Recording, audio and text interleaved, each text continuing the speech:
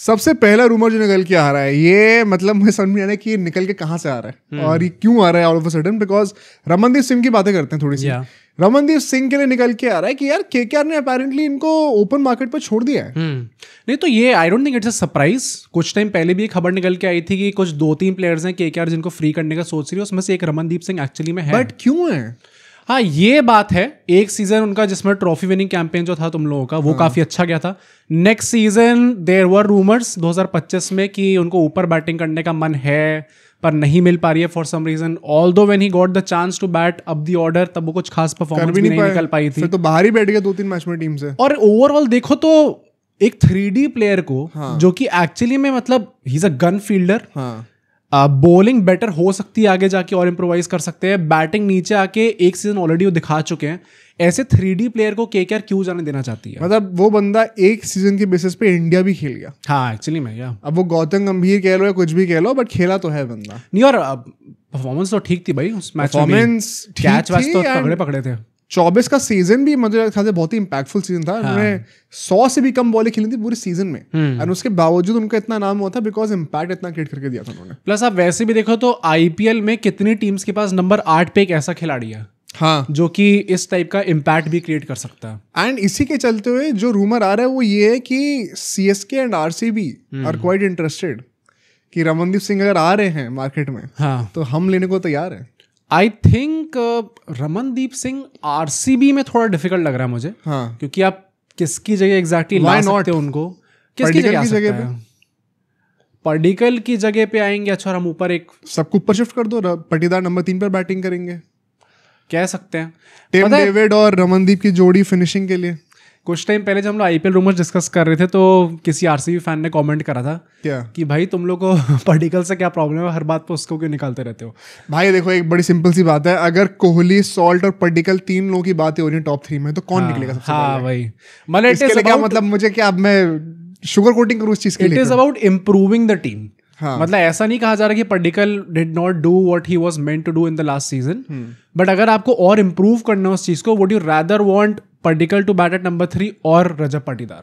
ये क्वेश्चन होगा फिर। मतलब हाँ, अभी के लिए अगर रमनदीप आते हैं नीचे, मुझे लगता है पर्टिकल की जगह पर एक बॉलिंग ऑप्शन भी ऐड कर रहे हैं। जो फिनिशिंग थी जो कि टिम डेविड पे हेवीली डिपेंडेंट थी, शायद उसमें भी रमनदीप थोड़ी हेल्प कर रहा है। कि बाय चांस अगर उनको ऑफ डे चल रहा है, because we don't know for sure कि अभी भी रोमारियो शेफर्ड पहले मैच से स्टार्टर रहेंगे कि नहीं रहेंगे। डिपेंड्स कि लिविंगस्टन की क्या सिचुएशन रहती है एंड बेथिल को क्या वो स्कीम ऑफ थिंग्स में लेके आते कि नहीं आते। तो एक इंडियन खिलाड़ी है जो कि नंबर 8 पे बैटिंग करेगा, I think one of the best fielders out there. Useful तो बहुत है भाई, बहुत यूजफुल। आई थिंक आरसीबी में मतलब बन सकता है, not something that they really need, एक लग्जरी है, but it's not something that they would mind. What about CSK? CSK के लिए तो आई थिंक चांदी है भाई, मुझे भी लगता है क्योंकि फिनिशिंग थाला के ऊपर आप कब तक करोगे?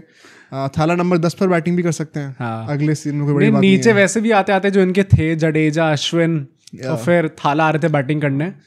आपको पता है सब T20 से रिटायर हो चुके हैं, तो why do you want such a batting lineup finishing order में?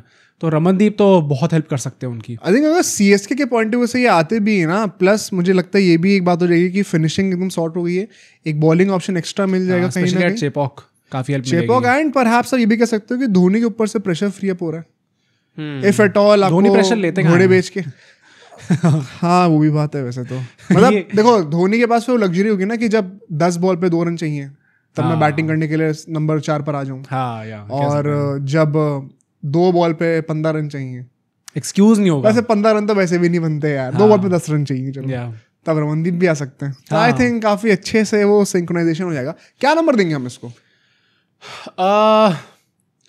रियलिस्टिक है नहीं है, मतलब आई वुड से कि मैं थोड़ी बैकिंग भी सुनूंगा जो जर्नलिस्ट कुछ लोग कह रहे हैं कि शायद जेन्युइनली जा सकते हैं। नहीं बट चेन्नई और आरसीबी के पॉइंट ऑफ व्यू से अगर ये आते हैं तो क्या रेटिंग होनी चाहिए? I think I would give it a solid 7। किसके लिए? सीएसके के लिए 7 ही? ना भाई इतना प्रूवन प्लेयर नहीं है कि आप एक सीजन के बेसिस पे कह दो भाई क्या चांदी प्लेयर हो गया। प्रूवन प्लेयर मुझे लगता है जो प्रोफाइल की डिमांड है, प्लस एक इंडियन प्लेयर है, प्लस थोड़ी बॉलिंग भी कर लेता है। It's about the skill set that you bring. हाँ, और प्लस वेरी इनएक्सपीरियंस भी है। इंडिया के लिए अभी तक एक ही मैच खेला हुआ है। वो एक ही चीज हो गई, इनएक्सपीरियंस और इंडिया के लिए एक मैच। हाँ तो भाई it does count for it ना।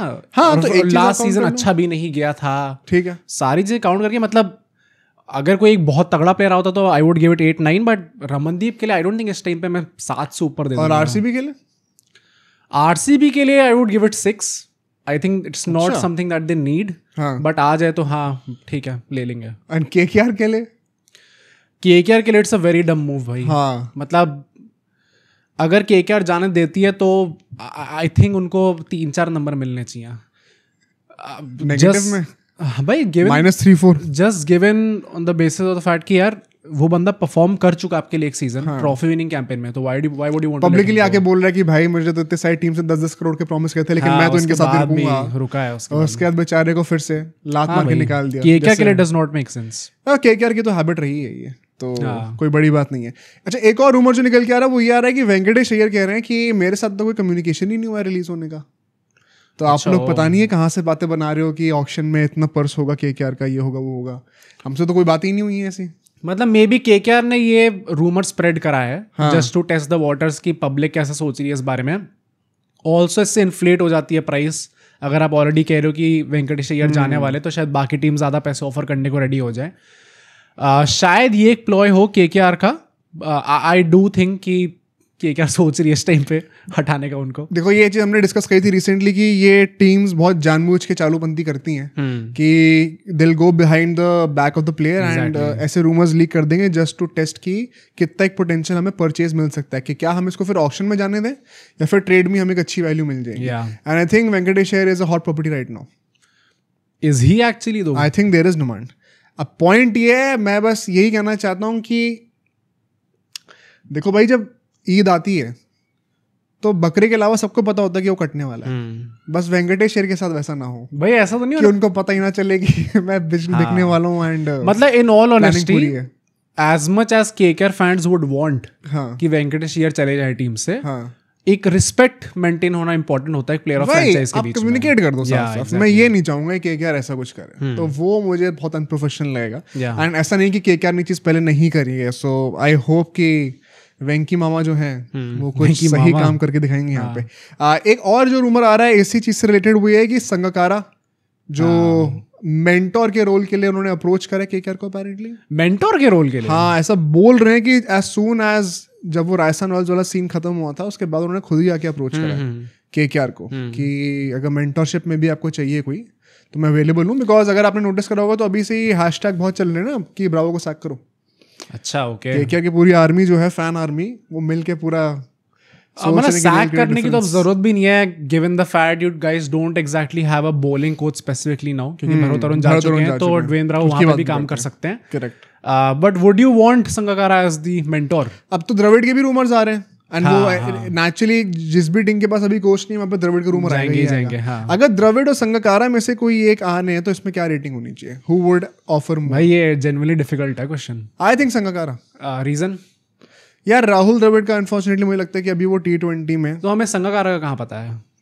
आई think Sangakkara has more understanding of T20s, at least the basic structure of a team. भाई स्पोर्टिंग डायरेक्टर तो थे काफी टाइम से। ऑब्सेशन भी नहीं होगा कि हमें यंगस्टर्स की ही टीम बनानी है, जो कि राहुल द्रविड़ में कहीं ना कहीं दिखता है। And apparently that was a big reason मैं उनको आरआर से जाने दिया। हाँ, पर मैं ये बोलूंगा कि मतलब स्पोर्टिंग डायरेक्टर तो थे राजस्थान रॉयल्स के, संगकारा काफी टाइम से।